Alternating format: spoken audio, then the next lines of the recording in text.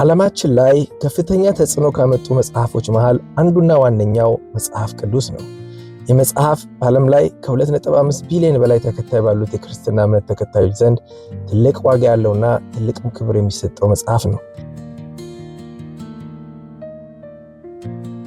እናም ለዚህ ገናና መጽሐፍ ትልቅ ሙዚየም መሰራቱ እጅግ ወሳኝና ለነገ መባል የሌለበት ሥራ እንደሆነ የተረዳው የሃቢ ላቢ ባለቤት በቀድሞ ስሙ ግሪን ኮሌክሽን በኋላ ሙዚየም ኮሌክሽን በመባል የሚታወቀውንና ተቀማጭነቱን ኦክላሆማ ሲቲ ያደረገው ባይብል ቅርጾችን ከዓለም ዙሪያ ሁሉ የሚሰበስበው ይህ ድርጅት ከ40 ሺህ በላይ የሆኑ የባይብል አንቲክ አርቲፋክትስ ኤንድ ሬር ቴክስትስ በ2017 በአሜሪካ ዋና ከተማ ዲሲ $400 ሚሊዮን ለተገነባው ባይብል ሙዚየም ሁሉንም የባይብል ቅርሶች ዶኔት በማድረግ ለሙዚየሙ መከፈት ትልቅ አስተዋጽኦ አድርጓል።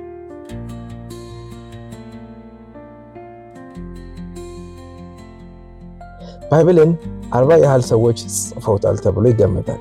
ቁጥሩን አንዳንዶች ከዚህም ሊበልጥ ይችላል ይላሉ። በእነዚህ ሺህ ዓመታቶች ውስጥ ሲጻፍ በተለይም በሶስት ቋንቋ ነበረ።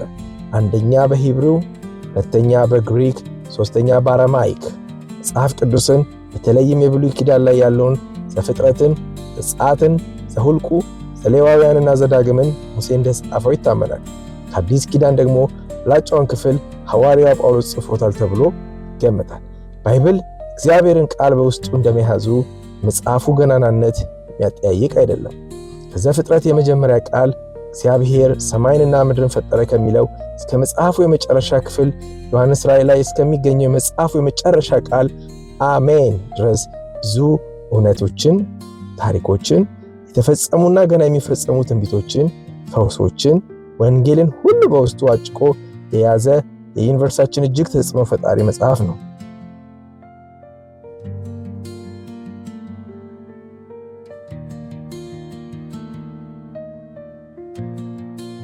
ባይብል ለሰው ልጅ ዛሬ ለደረሰበት የእውቀት፣ የጥበብ፣ ማስተዋልና የቴክኖሎጂ ሁሉ ፈጠራዎች ውስጥ የራሱን ድርሻ ያበረከተ በውስጡም ገና ያልተገለጡ ብዙ ጥበቦችን የያዘ መጽሐፍ ነው።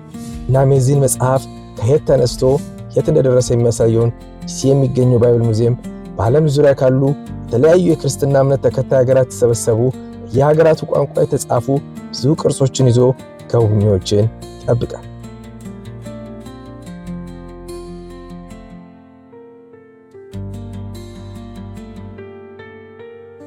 ሀገራችን ኢትዮጵያም ከክርስትና እምነት ጋር በተያያዘ ቀደምት ከሚባሉት ሀገራት ውስጥ አንዷ እንደመሆኗ በሀገራችን ቋንቋ የተጻፉና ትልቅ ታሪክን የያዙ ቅዱሳት መጽሐፍትና ሌሎች ቅርሶችም ይገኛሉ።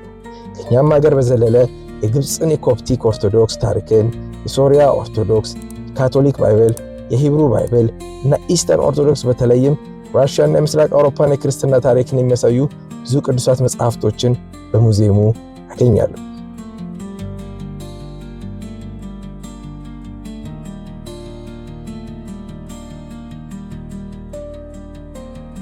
ባይብል ሙዚየም ውስጥ ካሉት እጅግ የሚገርመው ክፍል ወርልድ ኦፍ ጂሰስ ኦፍ ናዝሬት ሲሆን እዚህ ክፍል ውስጥ ስትገቡ ራሳችሁን ከ2000 ዓመት በፊት ኢየሱስ በምድር ላይ ሲመላለስ የነበረውን የዛን ዘመን ስልጣኔ፣ የአይሁዶችን ቤት አወቃቀር፣ በዛን ዘመን እንዴት እስራኤላውያን ወይንን እንደሚያዘጋጁ እንዲሁም የኦሊቭ ዘይትን በጥሩ ሁኔታ እንዴት እንደሚያመርቱ የአንድ እስራኤላዊ ቤት ምን እንደያዘ የሚያሳይ ማለትም ዋና መመገቢያ፣ ኩሽናው፣ መታጠቢያ፣ ማረፊያ እንዲሁም የተለያዩ ክፍሎችን አዋቅሮ የያዘ ራሳችሁንም ልክ ከ1000 ዓመት በፊት ብትኖሩ ምን አይነት የህይወት ስርዓት ይኖራችሁ እንደነበር አድርጎ የሚያሳይ እጅግ ውብና ማራኪ ክፍል ነው።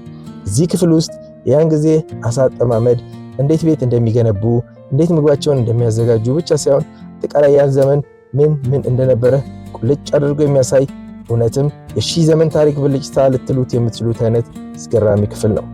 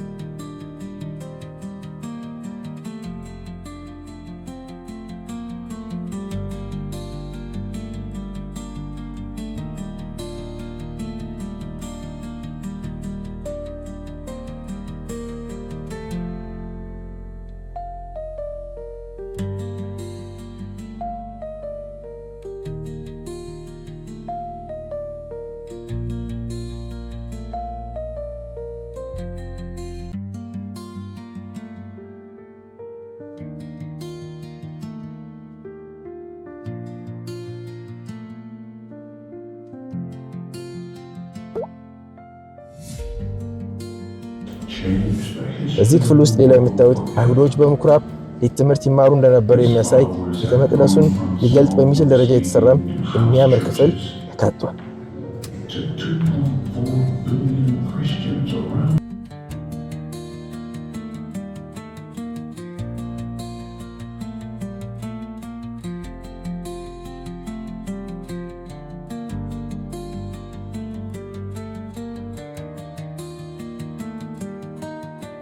ባይብል ወይም መጽሐፍ ቅዱስ እስከ ዛሬ ድረስ ሙሉ ባይብል ማለትም ከዘፍጥረት እስከ ራዕይ ድረስ በ756 ቋንቋ የተተረጎመ ሲሆን አዲስ ኪዳን ብቻ ግን ከ1726 በላይ በሆኑ ቋንቋዎች በከፊልና በሙሉ ተተርጉሟል። ከዚህም ባለፈ በአሁን ሰዓት ወደ 3526 በሚጠጉ ቋንቋዎች በ173 ሀገራት የመጽሐፍ ቅዱስ መተርጎም ፕሮጀክቶች በሙሉ እና በከፊል እየተሰራ ይገኛል። መጽሐፍ ቅዱስ ለመጀመሪያ ጊዜም በቀጥታ የተተረጎመው በሂብሩና ግሪክ ከተጻፈው ላይ ሲሆን ወደ እንግሊዝኛ መተርጎምን ስራ የሰራውም ሰው ስም ዊሊያም ቲንደል ይባላል።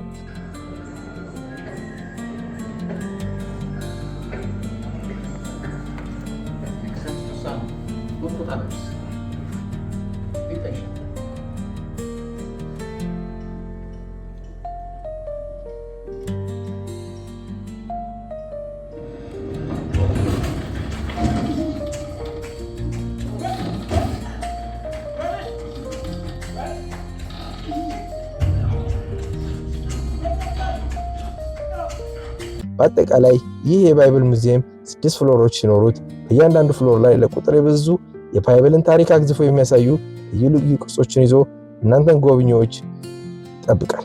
እንድትጎበኙትን በአክብሮት ጋብዛለሁ። ለዛሬ እዚህ ላይ እሰናብታለሁ። አብራችሁን ስለነበራችሁ ከልብ አመሰግናለሁ።